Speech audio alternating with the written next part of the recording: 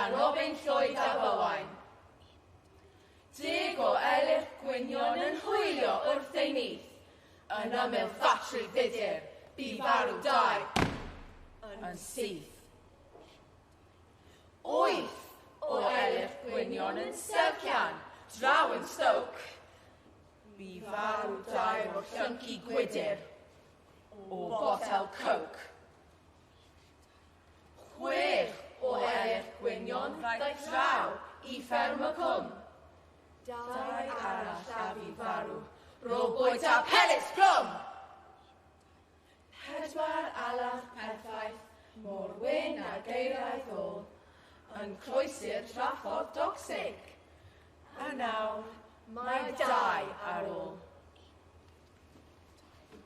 2 o elyr gwynion a oedd yn adar Pryn. Bwyd a gwenwyn llygod, a 2 a drodd, yn ddim. Dim 1, ond pwy sy'n malio, a beth yw'r ots am hyn? Nad ydy'r blincyn elech yn nofio ar y llyn.